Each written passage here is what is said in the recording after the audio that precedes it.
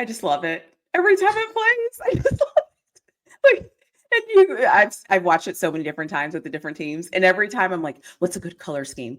So, anyways, thank you for watching the cheesy intro, and welcome everyone back to my next installment with my next fan. It's clear who we're talking about, but just to level set everyone so that we're all on the same page. So, 32 different fans, 32 different teams, and all of these will be released. You'll see, but the other thing I want to call out here is this is recorded May 9th.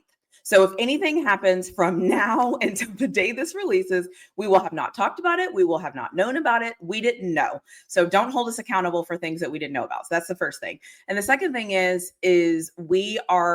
you have the questions, but if we go off script, I usually say, all right, this wasn't in the questions, but I'm actually curious, just so everybody knows like where I come with these things in my head.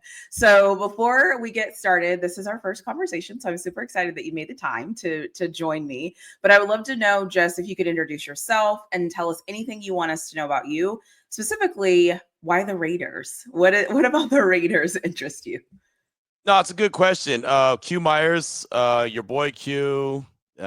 That's what I was known for the longest when I was in music radio. And as I transitioned into sports, someone said, well, we got to make you sound more adult like. So we're going to make you use your first initial and your last name. So Q Myers is what it is, which is fine. I'm good with that. Not a problem. Still, I'll always be your boy Q. But when it comes to the Raiders, I'm a Bay Area guy, born in Oakland, California. So I was a Bay Area dude that supported all the Bay Area teams on the East Bay, right? So it was the Warriors, it was the A's, and it was the Raiders. And it's funny because the Raiders returned to Oakland in 95, and that's when we all got excited. We got fired up like, man, they're back. We've got our swag back.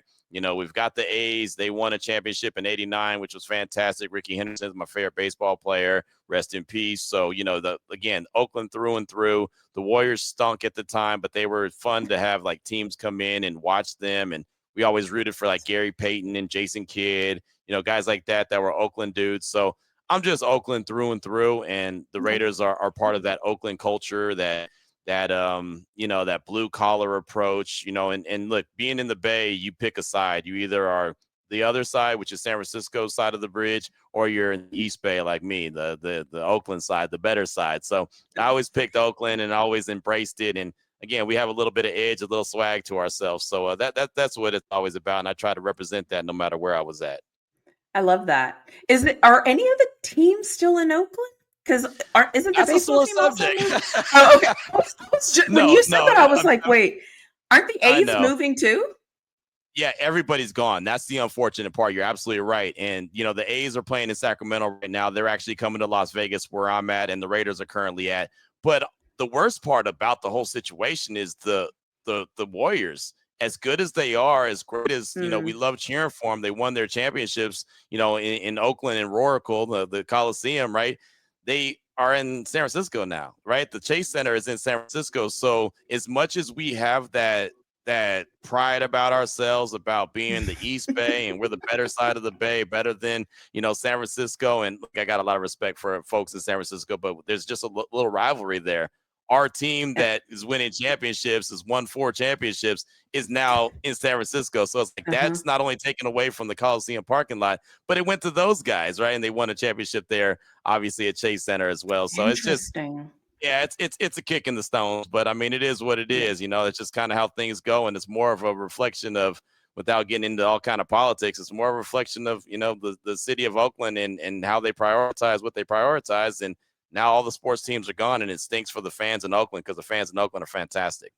Yeah, I can see that. So let's talk a little bit about 2024 for the Raiders before we move on to better pastors. So obviously, being a football fan, I watched a ridiculous amount of Raiders football this year just because I wanted the coach to succeed. That obviously didn't work. Coach moves on. It was rough season, obviously. How would you explain the 2024 season? And then what song would you use to describe the 2024 season? 2024 was disappointing, obviously. When you go and win 4 games, it's very disappointing. But I was one of the people like you was rooting for Antonio Pierce. I wanted Antonio Pierce to succeed. He was the guy who gave the Raiders life in 2023 after Josh McDaniels got fired. And look, being around the team as much as I was, and in the the media room and covering the team on the daily, we kind of got stuck in that rut of this is just how everything is, where we didn't even really know how dark that Mm, cloud was until that dark cloud is gone, right? And then all of a sudden, when Antonio Pierce comes in with all his energy, right? He's a former player. He's relating to the guys in the locker room. He's talking to us in the media. You guys need to have fun. Let's smile. I was like, wow, hold on now. Wait, hold on. We've been missing this for a while. And you yeah. didn't even realize. It's like, when you're in a bad relationship and you don't know you're in a bad Yep. relationship until that bad Yep. relationship's over. And man, Yes. this feels fantastic. That's Yeah. how it was when Antonio Pierce took over. So it was all good, and he had a lot of good ideas, and he wanted the team to be a defensive minded team. He wanted to run the ball. He wanted to have offense that can complement the defense. And honestly, I don't think he was wrong. I think he was Hmm. on to the right track. He was on the right path. I mean, you look at the team now and how they're led. They're going to be a team that runs the ball. They're It's going the to have a same thing. strong defense, and they're going to complement the off. I mean, the offense is going to complement defense. So it's not like he was wrong. It's just the execution wasn't correct. And, you didn't see him continue to evolve as a head coach. And he had a lot of guys get injured. And, I don't want to make excuses for him because he hired guys like Luke Getzey as the offensive coordinator that were Hmm. not very good. So there was a lot of, steps that are going to go wrong and mistakes that are going to be made, especially when you're a first time head coach. And it just wasn't good enough. I think there's a lot of respect in that building still for Antonio Pierce. I have a lot of respect for him. Again, I was one of those guys that said, if he's given more time, I do think he'll improve as a head coach. But the Raiders have been down for so long that Yeah. Mark Davis and company and the new ownership decided that they didn't want to wait longer to get good. And so, and Raider Nation, the fan base deserves to have a winning product to be rooting for on Sundays and Mondays and Thursdays. And, they haven't had that in a very long time as well. So they make the move. But as far as the song goes, it's funny. I had to think about it for a while of what song I would put on it. But because I was, rooting for Antonio Pierce and because he did bring that Raider style back to the team and just the Raider way as opposed to what was there before, I gotta say Straight Outta Compton. I'm gonna roll with Oh, Straight Outta Compton I because that love was it. something Okay. that we heard. Yeah, we heard pumped in the speakers all the time at Allegiant Stadium. They were showcasing Antonio Pierce and the Impala that he had. I mean, it was all that style, right? The old NWA type Hmm. style, that approach, the old school starter feel. And well, unfortunately, like it didn't work out with Antonio Pierce. Didn't work out with NWA either, right? I mean, Easy E's no longer with us. Dr. Dre ended up going his way. Yella's doing his thing, right? I mean, it's just Ice Cube went solo, right? And then they had the big beef and everything. And again, not saying that the team had beef with Antonio Pierce, but it's not like they stuck together and made many, many, many platinum albums and won many, Facts. many, many championships. It was one of those. It was cool while it lasted. It didn't last long, but what they did was kind of cool. And so I'm going to go ahead and rock with Straight Outta Compton. I like it. I like it. And so, okay, season ends. Antonio Pierce gets fired. What Yep. was the what was the mood like? Did everybody always know it was kind of going to be Pete Carroll if he accepted the job, or were people nervous? Because I feel like I'll be honest with you, I'm a Steelers fan. I Okay. haven't been through any major like I've cheered for two coaches like Yeah. only, and none of them Right. got messy, you know what I mean? So like for me, I don't have the experience of like that NFL, like he's fired, and then because in college I feel like people leak information. So you kind of know Right. who the guy is. In the NFL they leak, but you know what I mean. So I'm wondering like how was it in the offseason before Pete Carroll, then Pete Carroll gets hired, and then how did everybody kind of start to feel once he was the guy? Yeah, it was funny. It was really weird how everything played out because Antonio Pierce had the end of the season press conference, and we thought that the following Monday if he was going to get fired, because I think a lot of us had the gut feeling that he was going to get fired, but then he Mm, comes out on Monday and has a press conference and says, "No, I'm expecting to be the coach. I'm not going anywhere. This, that, and the other." And we all kind of looked at each other when the players were in the locker room closing and cleaning out their lockers, and we had the final little opportunity to talk to them before they left for mhm. after their exit interviews and everything. And we were talking to each other saying, well, maybe we're not going to have to go through a coaching search. Maybe he is going to be the guy because, well, he came out and addressed the media. Well, shortly after that, that's when he gets fired. Like a couple days later, he gets fired. And so it's like, oh, wow, okay. So he addressed the media and then he got fired. And so then Interesting. we really didn't know. Like I could be honest with you, I had no idea what direction they were going to go with the coaching hire. Everyone wanted Ben Johnson because he was the hottest thing cooking, the Yeah. Detroit Lions offensive coordinator, now the Bears head coach. And what was said is that the Raiders aren't going to get a conversation with him. Yeah, he doesn't want to talk to the Raiders. He only wants to talk to a couple teams. No to the Jets, no to the Raiders, no to the Saints. Don't even bother putting in the request. Well, the Raiders put in a request anyway, and Tom Brady, knew part of the new ownership, got on the phone with his agent, was like, hey, man, just hear us out. We got a lot of good things that we've got to offer. And so then he accepted that, which was a surprise. It was like, oh, wow. Okay, the Raiders are actually sitting at the table. This is interesting because it had been rumored that he was going to go to the Bears the whole time. And then Right. all of a sudden the Raiders get an interview with him. And so it was interesting. Now, obviously, they didn't hire him. He ends up going to Chicago. But the fact that they had a seat at the table was intriguing to me. It was interesting. And then the name Pete Carroll was floated to me. And the first time it was floated to me, I was like, okay, whatever. He was really good in Seattle, really good at USC. Seattle moved on from him. He's a little bit older. Whatever. I mean, that's cool, but whatever. And then it took a while to actually sink in. Like, wait, hold on. After I talked to a couple people, I got a chance to catch up with Richard Sherman, who obviously played for Pete Carroll in Seattle. Got to catch up with a couple other former players and people that covered Pete Carroll in Seattle. Was like, no, I think actually he'd be the best guy for the job because he's been there, done that. He can help stabilize an organization that needs stability, right? That's what And I was so, thinking. Yeah, he's a yeah, stabilizer. Yeah. right. So after it was brought to my attention, because again, I wasn't really big high on Pete Carroll. I was just like, whatever. Right. It's not going to be the exciting, hot shot, the new guy that everyone Mhm. wants.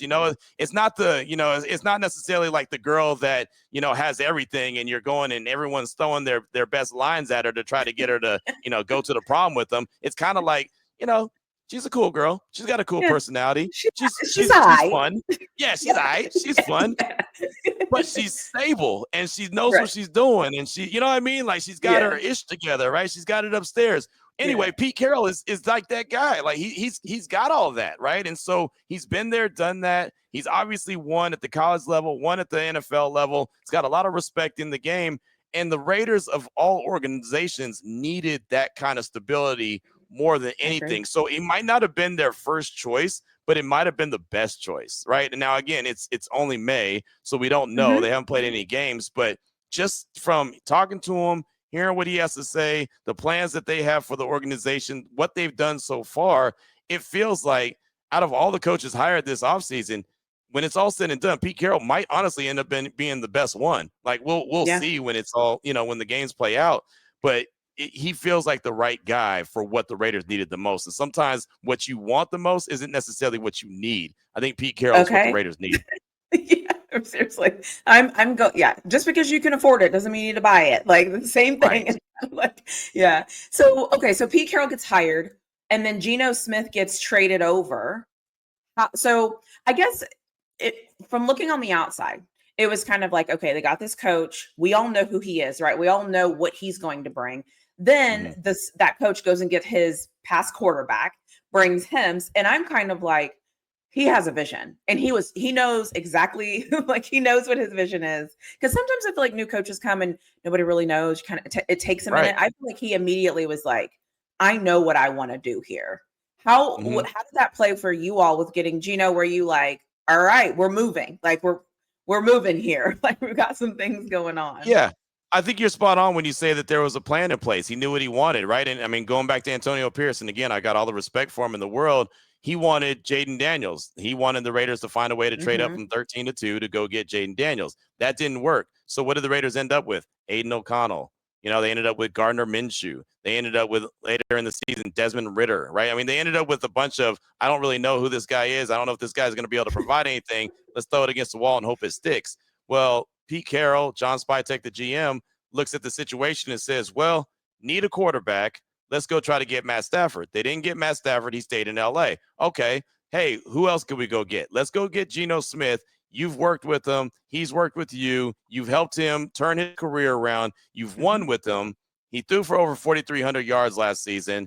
Let's go see if we can get him. He's in, looking for a contract extension. Boom, let's go get him. So they do. They land him for a third round pick. What that did, not only did they get a quarterback that they're comfortable with, that allowed them to do whatever they wanted to do in the draft. They Right. didn't have to They get need 'em. desperate and be like, Yep. well, got to go take Shador, or got to go take Jackson Dart, or got to go take Jalen Milrow, or got to go take Dylan Gabriel in a draft class that wasn't as sexy at the quarterback position as it was the year before. They realized we don't need to go get a quarterback right now. We can go get the best player available, Ashton Genty. They did go get him, and we already feel comfortable about our quarterback position. So it was really smart being able to get Geno Smith taken care of before the draft ever happened. So they weren't a team like the Pittsburgh Steelers that didn't know what they're doing at the quarterback position and Are you trying still to trigger really me? no, not saying. I mean, like they didn't have to be in that I know position. what you're Like the saying. Giants, for example, the Giants traded back up into the back end of round one to go get a quarterback because they desperately need one. The Raiders weren't Mhm. desperate. So they just said, Right. hey, we got Geno Smith. We're comfortable. And then they got a quarterback in round 6. If he ends up being a quarterback for them long term, who knows? But at least they got another backup quarterback at the least where they can reset the backup quarterback market where they got another 4 years with the backup. So cool, whatever. But they didn't have to force themselves into something that they didn't want to do. That's the basic, Right. gist of it. And that's what Geno Smith brings to the table. And oh, by the way, he's also got something to prove at 35 years old. He still doesn't have as much wear and tear as other quarterbacks because there's times that he hasn't played for a long period of time. So he's still young as far as the wear and tear, even though he's 35. Yeah. So let's get to the draft. So the draft happens, and I think we don't talk about enough. There's so many different ways to look at NFL football, and I always look at the basis of it is the draft is like your money.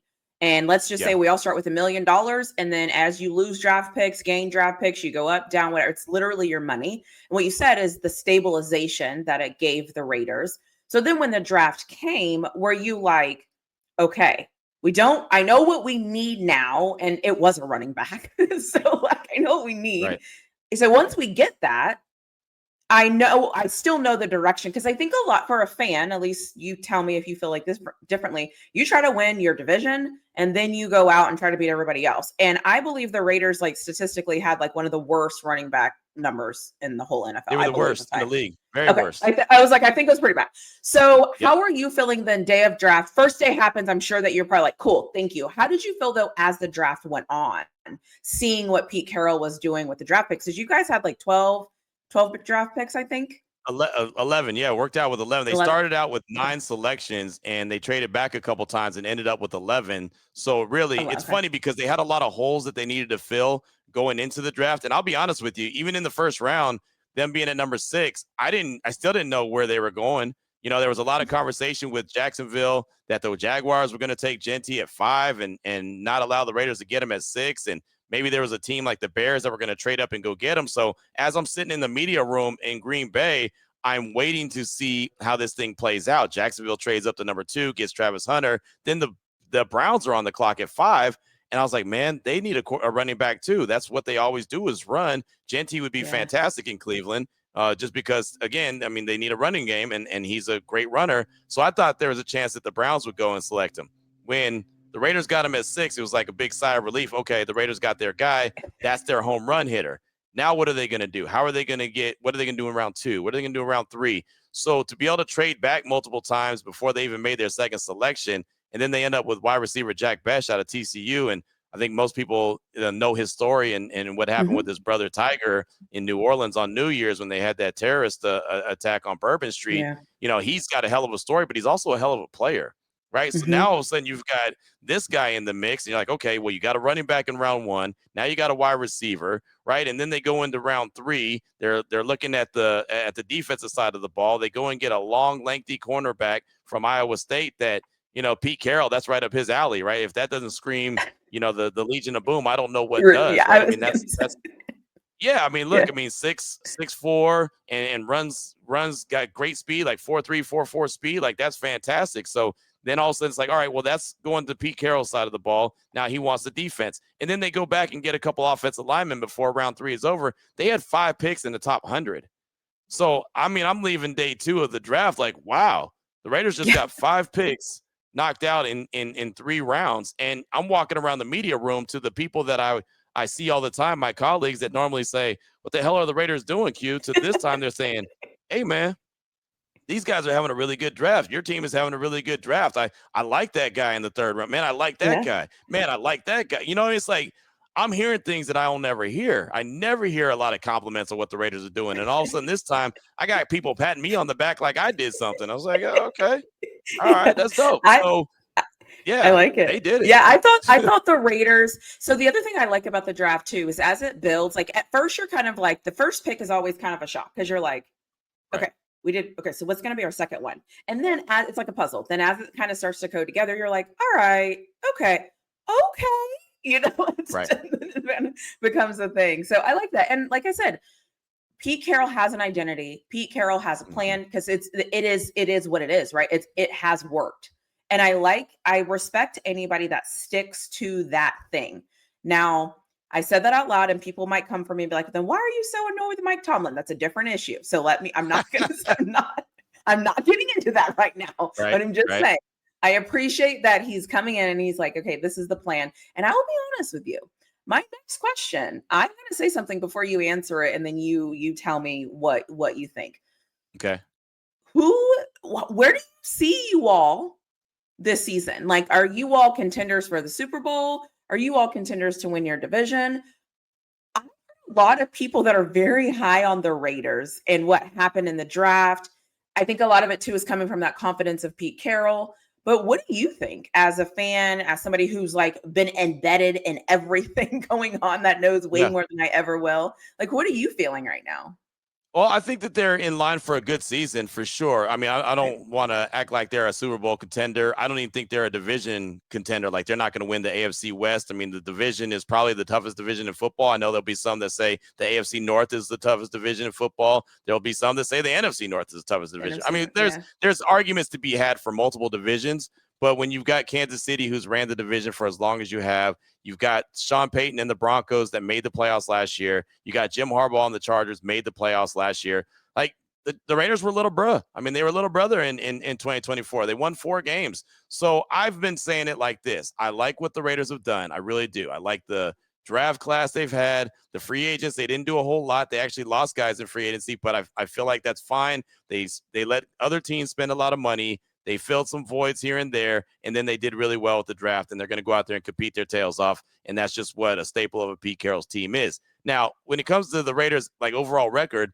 Pete Carroll's never had a season where he hasn't won at least 7 games. So I start the bar there, right? I say, Okay. okay, well, look, the Raiders are going to get 7, right? Because Pete Carroll, he's going to get 7 on his own. So I actually put him in a category of the same as Sean Payton did in Denver his first year, where they went Mm, 8-9, and then year yeah. 2 under Sean Payton, they got to 10 wins and they got to the playoffs. I think that that's fair. Now that doesn't mean that that's their ceiling. That's just what I think is fair expectations. Yeah, you give me Okay. 8 wins, you double what they did a season ago. Now you're cooking with grease. Now you know that Yeah. you've got a good opportunity. You're trending in the right direction. Couple tweaks here, couple tweaks there, a little bit more seasoning and working together. You'll be just fine. And playoffs should be expected in year 2. Now, if they have a couple balls bounce their way, get a couple wins that maybe they didn't expect Yeah. to get, maybe even sneak Yeah. a Fumble game here here and or there there. early in the Yeah. season, right? I mean, look, the Yeah. Commanders were Missed one field game goal away here from the and yeah, there. the Commanders were 1 game away from the Super Bowl, right? Yeah. In Jane Yeah. Daniels' rookie year, and I'm not expecting that, but I mean, magic can happen if you get on a roll, especially if you steal a couple games early in the season, conference games, AFC games, or even division games. So I'm not saying they can't get to double-digit wins. I just don't want to set the bar so high where people are thinking, "Oh man, this dude's around the team and he sees 10 wins already." I don't want to go there, but I'll be the guy that says, "Hey man, they exceeded my expectations if they are to get there." So I think 8 wins is definitely fair. Okay. And then I forgot to ask you, who was your favorite draft pick that you all had that you were like, I cannot wait to see this guy for real, for real. But and then who was the guy where you were like, I'm gonna let that one go. I don't know yet. I'm gonna let it Right. marinate for a little bit. To be honest, there's not really a player that they drafted that I'm not pretty intrigued by. Like I'm I pretty love it. excited Okay. by all That's these good. guys. Ashton Genty is the easy one just because he's the home run hitter, and you know that there's going to be so much of the offense is going to run through him. But I mentioned Darian Porter, the cornerback out of Iowa State. I always say DBs win games. I love defensive backs. I love defense in general. So I'm going to roll Okay. with him, the third round pick out of Iowa State. The other thing about it is, if you go back and look at the history of the league, Iowa State has or the league has a bunch of Iowa State NFL They players, do. right? Guys that came from Iowa State are thriving in the NFL. They are coached correctly. People on my radio show get so tired of me giving a testimonial about Iowa State, but I don't care because Coach Campbell does a fantastic job. Brock Purdy, I know he was Mr. Irrelevant. Ask the 49ers, he's everything but irrelevant, right? Right. Fantastic cornerback. He came from Iowa State. David Montgomery, fantastic running back, now in Detroit. He came from Iowa State. Brees Hall, fantastic running back with the Jets. He's from Iowa State. The Houston Texans just drafted 2 wide receivers from, you got it, Iowa State, right? I mean, these guys are coached correctly in college. This guy, Matt Campbell, every time there's a coaching cycle, you always hear his name pop up. Hey, there's a college coach at Iowa State. He might want to go to the NFL. If he does, hit him up. The Bears were talking about, before they talked about Ben Johnson, they were talking about Coach Campbell. So I like Darian Porter for multiple reasons. He was a former wide receiver turned cornerback. So I think that he's going to have an opportunity to be a guy that can go track the ball. The Raiders need that as well. So I'm excited by Ashton Genty. I know that he's going to be the dude that you're going to see featured most of the time. He's going to be the guy on the commercials. He's going to be the guy that's got the highest selling jersey for the Raiders. But Darian Porter is the guy that I'm most excited to see how he evolves into a Raiders cornerback. I love it. And so shout out to also my Green Bay Packers fan. His name is Brett, huge Iowa State guy. Oh. And we talk a little Ohio State in my episode with him about the Packers. Cause I just straight up asked, like, tell me, because I feel like they're just the guys, they're the 3 stars, right? The 2 stars, 3 stars that you're kind of like, all right, whatever. But when you coach them up and develop them and train them and then let them fly, they always fly. And so I agree with you. So it's just funny because I recorded that a few days ago and we just talked about that. So I 100% agree with you. And yeah, so anyways, what is an underrated position group or somebody on the Raiders team that you kind of have your eye on, but we're not going to really hear about that player or that position group just because we won't. We'll hear about Geno and Pete Carroll and Ashton Genty and you know what I mean? Like is there a guy or a position group where you're like, this group is really good. It's just no one pays attention to them. I think that it's going to be the wide receiver group, right? I mean, and the Raiders have a stud at the tight end position, Brock Bowers, who's basically like a wide receiver. I mean, he went over 1,000 yards his rookie year. He was fantastic. He was everything and then some his rookie year for the Raiders. But the wide receivers don't really get a lot of love. I mean, Devontae Adams, he got traded in the middle of the season last year to the Jets, and Jacoby Myers was there. And I got a lot of respect for Jacoby, not just because his last name is the same as mine. He spells it differently. I always give him a bad time about that. His pops is a great guy as well. His dad actually said, "You're my second favorite Myers outside of my son."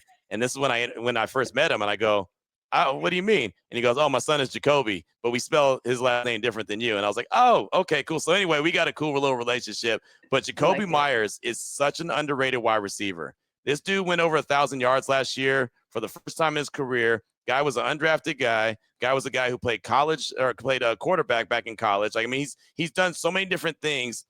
He had a 0.0 drop percentage last season, meaning he did not put a ball on the ground.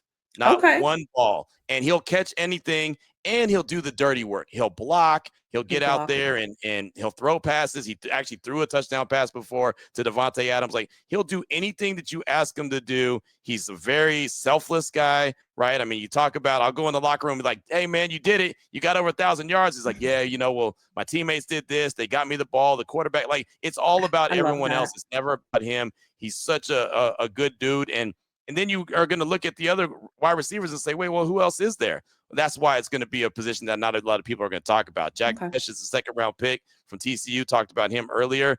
I think he's going to go in and probably start right away. So he'll have a role. They drafted a wide receiver as well from Tennessee, Thornton, Dante Thornton, who's a speedster. He's also a 6'5" guy that runs a 4.3. So he's going to be there. Trey Tucker's there. Was that the guy that was? Okay. Yeah, but nobody is really like a big household name at that wide receiver position. So I think that that's going to be probably the one that's most underrated that I think is going to make some noise when it's all said and done. I love that. So I can't wait to see how you answer this. So what is a hot take about your team that other fans probably wouldn't agree with? That they're going to be good. I mean, honestly, and it's funny. There was I did an interview the other day with this guy, Max Toscano. He does a fantastic job, analytics guy. He's a film breakdown guy. He does stuff on tight ends, really, really good stuff. He had a long Twitter thread that I saw, and he said the Raiders will have a top 10 offense and push for a top 5 offense. And so, that, of course, that caught my attention. They were a Mm-hmm. 27th ranked offense last season, right? And they only scored 18 points per game. And I was like, whoa, hold on. Let me see if this guy's just throwing stuff against the wall, hoping it sticks, or if this guy's real. So I'm reading his thread, and it's making sense. I was like, oh, man, this guy, he's got something here. And he's explaining it, breaking it down. He did it for multiple teams. So I reached out to him. I was like, hey, man, can you come on my radio show? I'd love to get a little bit more explanation. He's like, yeah, no problem. So he comes on and he explains it. And honestly, as long as these guys stay healthy, that's always the caveat when it's football. Mm-hmm. Ashton Genty is going to do so much, and Chip Kelly as offensive coordinator is also not getting enough conversation. I actually see where he's coming from. Now, I don't know if they're going to be top 10, but I don't feel like I'm like way too ahead of myself. I say they're going to be top 15. And if you're top 15 and you were 27th a year ago, you're going to win some That's games, fantastic. right? Top 15 was the Rams last year, right? The Rams were top 15. The Rams were a playoff team. So I'll take top 15. And if they end up in top 10, like Max said, cool. So I'll say that the hot take is their offense is going to be, I'll say top 15-ish. I won't go 10, but I'll say top 15. Most teams will be like, yeah, right. Not a chance. Geno Smith, what are they going to do? Okay, no problem. Just go ahead and let them do what they do. I think they'll be top 15. I like that. If you were GM for a day, what would be the first move you would make? Ooh, if I was GM for a day, I would like to go, like, I would like to feel like I'm going to do something as a free agent or like free agency, but no, I don't want to do that. You know what I would do? If I was GM for the day, I would take care of Colton Miller right now. Colton Miller has no guaranteed money on his deal. He played last year with no guaranteed money. He's a guy, he's only 29 years old. He's been a left tackle since he was drafted in the first round back in 2018. I just think that he needs to get some money put on top, at least to prove what he can do this year. Like, again, nobody wants to play on guaranteed money. He was a guy that wasn't showing up to voluntary camp at first, and it's voluntary, so it's not like it's a holdout. It's just, voluntary camp, but now he's been there. Yeah, so he's been there. But if you reward him, give him a little bit of guaranteed money, say, hey, man, we're going to see what you got this year. Prove it year kind of, but we're gonna take care of you so you don't play with no guaranteed money for the second season in a row. And then once we get through the season, we'll come back and address it one way or the other. We'll take care of you or we won't. And then you'll be a free agent, whatever the case may be.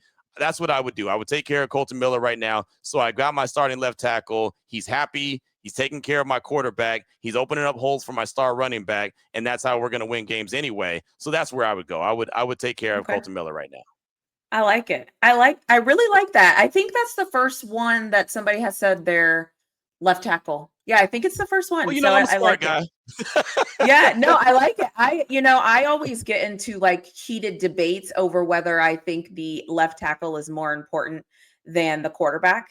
And I always side with offensive linemen. I'm always going to say, if you give me an offensive line that is unpenetratable, right? If you give me the best O-line, it doesn't really matter what I have at quarterback because they'll figure it out as long as they don't throw the ball to the other team or fumble.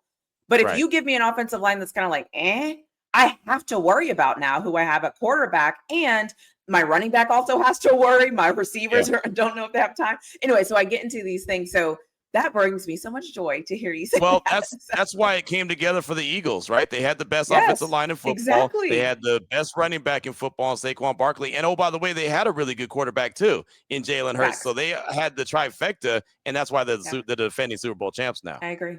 And I always say, I want to build inside out. I want to build, give me a solid O-line and let me plug and play a quarterback. So that's just how I feel. So, okay, we're going to get to the lightning round. It's the overtime round. So 4 questions. And I thought it was so cool to be like 4 questions, overtime, trying to score a touchdown. And then every time I say it, I feel like it's even cheesier than I originally thought, but that's okay. So the first question is, which division rival do you love to hate the most and why? Oh, man. That's a great question because the AFC West is full of three different teams, 3 other teams that the Raiders hate. I mean, there's no doubt about it. I'll just say Kansas City because they have Patrick Mahomes. It's the Chiefs. It's Arrowhead Stadium. Hate the fans, but also hate the Bronco fans. Also hate the Chargers fan. I'll just say definitely got to be Kansas City because they do have Patrick Mahomes, Andy Reid, and they're so stinking good right now. Okay, fair. If you could change one thing about the franchise, what would it be? Ownership, stadium, uniforms, anything, location. Well, I mean, if I could change one thing, they would have never left Oakland. That's for sure. I Yeah. mean, as a East Bay guy, I'll go ahead and rock with that. Matter of fact, if that Okay. could have worked out and they stayed at the Coliseum, it would have been amazing. I love Las Vegas. Don't get me wrong. I think Allegiant Stadium is amazing.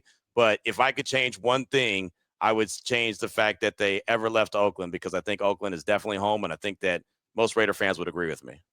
Yeah.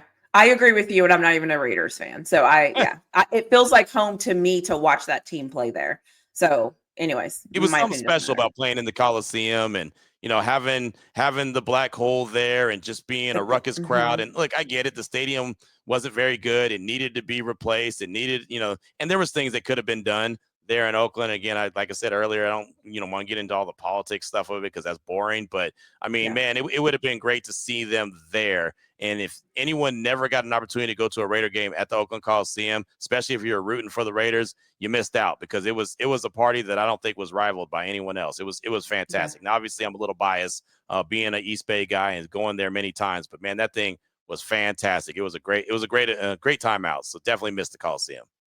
I love that. If you could swap one player from your team with one from your rival, who would it be and why? So basically just a player swap. Who would you like to swap if you could swap? Man, there's a lot of really good, talented players in the division. I'm actually going to go with one that I think the Raider Nation would appreciate. I'm not going to go with Okay. the easy, like, oh, Patrick Mahomes. I mean, that would be easy. I'm going to go to the Chargers and bring Khalil Mack home. Bring Khalil Mack back. Ooh, okay. I'll swap out. I'll swap out Tyree Wilson, the Raiders' Okay. former first round pick, number 7 overall from a couple years ago, and I'd swap him with the Chargers and bring back Khalil Mack. Khalil Mack was the guy that. I mean, I It. when he got traded, I was in a bad position, man. I was in a bad place. I was not happy when that happened. He's the reason why I don't buy jerseys anymore because Mm, I just understand that it's a business. I get it. yep. But yeah, that one hurt me to the core when Khalil Mack got traded. So yeah, I'd bring Khalil back home and Tyree Okay. Wilson. I like him. I think he has potential, but he ain't Khalil Mack. So I'd definitely go ahead and swap him out. Even though Khalil's at the end of his career, I'd still rock with him. I like it. And then the final question is describe your team's fan base in 3 words. Just win, baby. Right? Just incredible, awesome, phenomenal, right? I mean, just That's so one of a that's kind. funny. That's 4 words. Yeah, I would say, commitment to excellence, right? I know the fan base has a commitment to excellence. There's no doubt about that. The team that might not I look will the best agree. for them. That I could agree with. Like There you go. there's certain fan bases in the NFL where you just know, like the Packers, they're committed, they're there. The Yeah. Steelers, they're committed, they're there. The Yep. Dallas Cowboys, although they're a little delusional, they ride with their team. They ride Yep. with their team. Like this doesn't matter. And so the Eagles, like there's certain fan bases where you're like, you already know what you're gonna get. Now, do they get a little crazy? Do they get a little about Buffalo Bills? Yes, but like I like that. That's that culture of like, I'm going to continue to pour into you guys, and I know you suck, but I'm continuing. I'm going to Yeah. continue to pour into you. Yeah. So I like. Ride or die. Okay, Raider Nation, ride or yeah, die. How about ride that? or die is probably Yeah. the good. Yeah, yeah, I Like like that. DMX. Like Awesome. turn a DMX song on and that's Raider Nation, right? That's right. I like it. Awesome. Well, those are all the things I wanted to talk to you about. I will put all of the description in the description box. I'll put all of the things that you have so that people can easily find you by the like literally click click of a button. But is there anything else that you want to say that you want to talk about that way I didn't ask you, or just anything else that you want to add to the conversation that people should know about the Raiders? I just think that, just check them out. Give them a look this year. I think that you'll be pleasantly surprised. This team, I'm not saying that they're going to win double digits and get to the playoffs, but what I'm going to say is that it's going to be fun to watch. I think they're going to be very competitive. I think Ashton Genty is going to be a hell of a player, and he's going to put on a show. So the Raiders have been in a bad spot for a long time, but I think they have an opportunity to make some noise. So, tune in, see what you like, and if you like it, stick around for a while. But yeah, no doubt. I think the Raiders are going to be a lot of fun to watch this year. That's for sure. I like it. And I want to publicly say thank you for giving me your time, energy, effort, all of those things. I greatly appreciate it. I tell everybody, I don't care what you do for me, but if you give me your time, that is worth more to me than almost anything. Like time, energy, effort, respect, all of those things. Like I appreciate it. So I just wanted to say thank you, and thank you for like being willing to come chat with me. No doubt, no doubt. This has been a fun project. I think it's going to be great when it's all put together. So thanks for having me and be a part of it and representing the Raiders. I like that. There it is. There it is. All right, wait, do you do the Raiders thing? Do you do What thing? what do they do? Like Raiders or whatever? Is that what isn't that Oh, a Raiders you thing? mean What is it called? Raiders, Yeah, right? And then is everyone it yells like a back. chant or is it like a Yeah, yeah, yeah. call? No, Okay. it's a little of everything, Okay. Raiders, and then everyone yells it back. It's yeah, I mean, you got to do that. Okay. It's like it's yeah, it's fun. Even Okay. Antonio Pierce was doing it, so it's cool. Yeah. Okay, cool. Awesome. Thank you for joining. Absolutely.